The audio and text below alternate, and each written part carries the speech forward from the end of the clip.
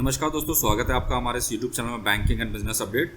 दोस्तों, जैसा हमने हमारे इस चैनल में आपको बताया था कि IBA एंड UFB की मीटिंग शेड्यूल थी 23 सितंबर 2022 को for discussion on residual issues, जिसके अंदर पेंशन अपग्रेडेशन और 5 डे में बैंकिंग मुख्य मुद्दे थे फॉर डिस्कशन।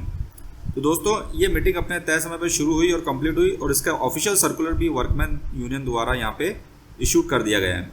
तो आइए दोस्तों, आज के इस वीडियो के अंदर हम इस सर्कुलर को देखते हैं। तो यहाँ पे ये सर्कुलर इशूड करा गया है all India bank employee association, national confederation of bank employees, national organisation of bank workers, India national bank employees federation. तो वर्कमैन यूनियन की तरफ से 24 सितंबर 2022 को ये सर्कुलर इशू किया गया है। जैसा कि आपको मालूम है, इन रेसिडुअल इश्यूज को लेकर पहले भी 1 जुलाई 2022 को मीटिंग कंडक्ट हो चुकी है और उस मीटिंग के बाद भी यूएफबी ने कुछ इसी प्रकार का सर्कुलर इशू किया था। अगर हम आज के सर्कुलर 24 सितंबर 2022 इस सर्कुलर को कंपेयर करें लास्ट टाइम वाले सर्कुलर यानी 1 जुलाई 2022 वाले सर्कुलर से, तो इसमें कुछ ज़्यादा चेंजेस नहीं है। ऐसा लगता है लास्ट टाइम वाले सर्कुलर में ही थोड़ा बहुत चेंज करके इसको इशू कर दिया गया है। खैर दोस्तों, आइए इस सर्कुलर को हम डिटेल में देखते हैं। Circular to all units and members, discussion with IBA on residual issues. Further to discussion held on 1st July 2022, another round discussion took place today between IBA and 4 workmen unions, AIBA, NCB, NOBW and INBEF on the residual issues. IBA was represented by Shri M.V. Rao, MD CEO of Central Bank of India, Chairman of IBA Negotiating Committee, Shri Shantilal Jain, MD CEO Indian Bank, Alternate Chairman, Shri Debashish Mukherjee, ED Canara Bank, Shri Lal Singh CGM HR union bank of India, Shri SK Rana GM HR PNB, Shri Manish Kumar GM HR UCO bank, Shri Gopal Murli Bhagat deputy chief executive IBA and Shri Brijeshwar Sharma senior advisor HR and IR IBA.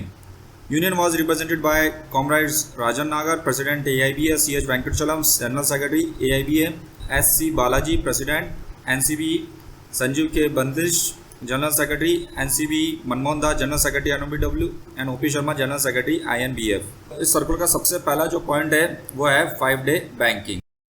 तो यहाँ पर इस point पे इन्होंने लिखा है कि हमने 5 डे बैंकिंग की अपनी मांग को दोहराया और सभी शनिवार रविवार को अवकाश घोषित करने की अपनी बात रखी। इस पर IBA ने कहा कि अगर daily customer service working hours को प्रॉपर्ली रिडिस्ट्रीब्यूट किया जाए तो वो इस पर आगे विचार कर सकते हैं।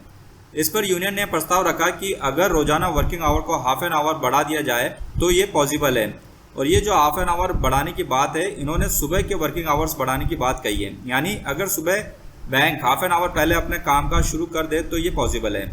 IBA ने भी इस बात को पॉजिटिव लिया है और इस पर आगे चर्चा करने की बात कही है। दूसरा सबसे अहम मुद्दा है पेंशन अपडेशन, और यहाँ पर उन्होंने उसके बारे में लिखा है कि हमने मांग की है कि पेंशन को जल्द से जल्द अपडेट किया जाए और सुझाव दिया कि अगर लागत का मुद्दा इसके आड़े आ रहा है तो पहले 5वें, 6ठे और 7वें बाइपार्टाइट सेटलमेंट के पेंशन भोगियों से शुरू होकर चरणबद्ध तरीके से अध्ययन किया जा सकता है और बाद के पेंशन भोगियों के कवर करने के लिए एक पारस्परिक रूप से सहमत रोड मैप तैयार किया जा सकता है। IBA ने ये बात स्वीकार की है कि पेंशन में सुधार की बहुत ज़रूरत है, खासकर उन लोगों के लिए जो 1986 से 2002 के बीच सेवानिवृत्त हुए हैं। यहाँ पे IBA ने अपने पहले के रुख को दोहराया है कि पेंशन के अपडेशन में फंडिंग की अतिरिक्त लागत और भुगतान शामिल है, इसलिए वे वैकल्पिक सुझाव चाहते हैं जिससे पेंशन फंड पर ज़्यादा दबाव ना पड़े। इसके जवाब में यूनियन ने IBA से प्रत्येक बाइपार्टाइट सेटलमेंट में शामिल अतिरिक्त लागत की कैलकुलेशन करने को कहा है ताकि बाद में इस पर चर्चा हो सके। दोनों के बीच इस मुद्दे पर आगे चर्चा करने की सहमति बनी। आगे इन्होंने एक्स ग्रेशिया पेंशन के बारे में लिखा है। यूनियन ने IBA से अनुग्रह किया है कि एक्स ग्रेशिया अमाउंट जो प्री 1986 रिटायरीज या उनकी फैमिली को पेड किया जा रहा है उसको बढ़ाया जाए। हालांकि काफ़ी बैंकों में इसको ऑलरेडी इम्प्लीमेंट कर चुके हैं। इस पर यूनियन ने लिखा है कि IBA हमारी इस मांग के प्रति सहानुभूति रखता है और उसको मैनेजमेंट कमेटी में डिस्कस करके एमिकेबली सॉल्व करेगा। आगे इन्होंने पेंशन स्कीम में इम्प्रूवमेंट के बारे में लिखा है कि पेंशन रेगुलेशन में एक क्लॉज इनकॉर्पोरेट किया जाए कि पेंशन भी वेज सेटलमेंट के साथ पीरियडिकली अपडेट हो। इसके जवाब में IBA ने कहा इन सब के लिए पेंशन रेगुलेशन को अमेंड करना पड़ेगा जो अभी फिलहाल पॉसिबल नहीं है। आगे इन्होंने DA स्कीम के चेंज के बारे में लिखा है। इन्होंने लिखा है कि गवर्नमेंट अभी बेस ईयर 2016 के बेसिस पे कंज्यूमर प्राइस इंडेक्स रिलीज कर रही है, तो हमारा DA स्कीम भी अकॉर्डिंगली मॉडिफाई होना चाहिए। इसके जवाब में IBA ने लिखा है कि क्योंकि नेक्स्ट बाइपार्टाइट सेटलमेंट अभी ड्यू होने जा रहा है तो यूनियन इस मुद्दे को वहाँ पर डिस्कस कर सकते हैं। आगे इन्होंने allocation of staff welfare fund के बारे में लिखा है कि हमने इस मांग को वापस दोहराया है कि स्टाफ वेलफेयर फंड का एलोकेशन ऑपरेटिंग प्रॉफिट के आधार पे होना चाहिए, जो कि वर्तमान में नेट प्रॉफिट के आधार पे है। इस पर आईबीए ने कहा है कि वो इसको ऑलरेडी गवर्नमेंट को कन्वे कर चुके हैं और इसका आईबीए जो है गवर्नमेंट से आगे फॉलो करेगा। आगे इन्होंने विकलांग कर्मचारियों के लिए कन्वेंस अलाउंस में वृद्धि के बारे में लिखा है। यहाँ पर इन्होंने बताया है कि आईबीए ऑलरेडी इस बात की सहमति दे चुका है कि जैसे ही गवर्नमेंट का अप्रूवल आता है कन्वेंस अलाउंस को 400 पर मंथ से बढ़ाकर 600 पर मंथ कर देंगे। नेक्स्ट पॉइंट में यहाँ लिखा है कि वो बैंक एम्प्लॉयज़ जो उत्तर पूर्व सिक्किम, जम्मू कश्मीर, हिमाचल प्रदेश में पोस्टेड हैं, उनको भी गवर्नमेंट ऑफ इंडिया के समान स्पेशल अलाउंस दिया जाना चाहिए। यूनियन ने आईबीए को बताया है कि ये मुद्दा काफ़ी टाइम से पेंडिंग है और इसमें अब और टाइम नहीं लगना चाहिए। इसके जवाब में आईबीए ने कहा है कि मामला ऑलरेडी गवर्नमेंट से डिस्कशन में है।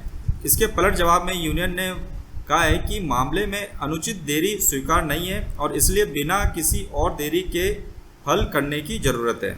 नेक्स्ट पॉइंट पे यहाँ इन्होंने clarification of fitment of ex serviceman employees के बारे में लिखा है कि 11th बाइपार्टेट सेटलमेंट के क्लॉज 4C के अनुसार बैंकों को 1/11/2017 और 11/11/2020 के बीच बैंकों में शामिल हुए एक्स सर्विसमैन को पहले से ही दिए गए 10वें बाइपार्टेट सेटलमेंट के तहत संरक्षित किया जाना है। इस पर आईबीए द्वारा बैंकों को स्पष्टीकरण दिया जाना चाहिए क्योंकि कुछ बैंक इस प्रावधान को ठीक से लागू नहीं कर रहे हैं। इसके परिणाम स्वरूप संबंधित कर्मचारियों से भारी वसूली की जा रही है। नेक्स्ट पॉइंट है बैंकों द्वारा आईबीए से मांगे गए स्पष्टीकरणों का उत्तर। यूनियन ने बताया कि विभिन्न बैंकों ने वेज रिवीजन सेटलमेंट और जॉइंट नोट के कुछ मुद्दों के इम्प्लीमेंटेशन पर आईबीए से स्पष्टीकरण मांगा है और ये आईबीए के स्तर पर लंबित है। इसमें सबसे महत्वपूर्ण स्टेग्नेशन इंक्रीमेंट पर आईबीए को तुरंत अपना स्पष्टीकरण बैंकों को देना चाहिए। इसके जवाब में आईबीए ने यहाँ कहा है कि आईबीए इसके लिए फ्रिक्वेंटली आस्क्ड क्वेश्चन के सीरीज बहुत जल्दी यहाँ पे रिलीज करेगा। नेक्स्ट पॉइंट में लिखा है improvement in medical insurance scheme and reduction in premium for retirees. इसके बारे में आईबीए ने सूचित किया है कि 2022-23 के लिए नवीनीकरण की प्रक्रिया पहले ही पूरी हो चुकी है, लेकिन फिर भी पॉलिसी को और अच्छा करने के लिए वह अपने प्रयासों को जारी रखेगा जिसके परिणाम स्वरूप प्रीमियम में कमी आ सके। आगे यहाँ इन्होंने ब्रांचेस में यूनिफॉर्म बिजनेस आवर्स के बारे में लिखा है कि आईबीए बैंक्स और एसएलवीज को यूनिफॉर्म वर्किंग आवर्स की गाइडलाइन दे। इसके जवाब में आईबीए ने कहा है कि वो इस मुद्दे को 5-day बैंकिंग पर जब चर्चा होगी तब आगे डिस्कस करेंगे।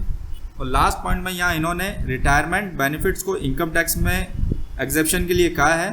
यहाँ इन्होंने लिखा है कि हमने आयकर के दायरे से सेवानिवृत्त लाभों, विशेष रूप से ग्रेजुटी, लीव इनकैशमेंट, एनपीएस में अतिरिक्त 4% योगदान आदि से एग्जम्पशन का मुद्दा उठाया है। इसके जवाब में आईबीए ने कहा है कि इस मुद्दे को सरकार के साथ उठाए जाने की जरूरत है क्योंकि यह उनके अधिकार क्षेत्र में नहीं है।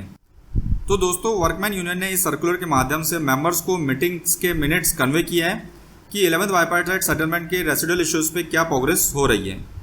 तो दोस्तों, ये तो आने वाला वक्त ही बताएगा कि इनमें से कौन से इश्यूज यूनियन आईबीए से रिसॉल्व करवा पाता है या आईबीए हर बार गवर्नमेंट का हवाला देते हुए इनको आगे टालता रहेगा, जैसा कि सर्कुलर में क्लियरली दिख रहा है। इसमें सबसे बड़ा सवाल ये उठता है कि जब 5-day बैंकिंग और पेंशन अपग्रेडेशन जैसे इंपॉर्टेंट मुद्दे पर ही आईबीए की तरफ से कोई पॉजिटिव रिस्पॉन्स नहीं था, तो इतने सारे इश्यूज आगे डिस्कस करने की क्या जरूरत थी। क्या आपको नहीं लगता है कि उस वक्त यूनियंस को वॉकआउट कर देना चाहिए? क्योंकि जब तक यूनियन स्ट्रिक्ट नहीं होगी, इस तरह की मीटिंग्स होती रहेगी और हर बार आईबीए गवर्नमेंट का बहाना देकर मामलों को आगे बढ़ाता रहेगा। खैर दोस्तों, ये तो आने वाला समय बताएगा कि ये मुद्दे किस तरह से सॉल्व होते हैं। हम हमारे इस यूट्यूब चैनल पर इसी तरह की इन्फॉर्मेशन पोस्ट करते हैं। अगर आप भी इसी तरह की इन्फॉर्मेशन से जुड़े रहना चाहते हैं तो आज ही हमारे यूट्यूब चैनल को सब्सक्राइब करें।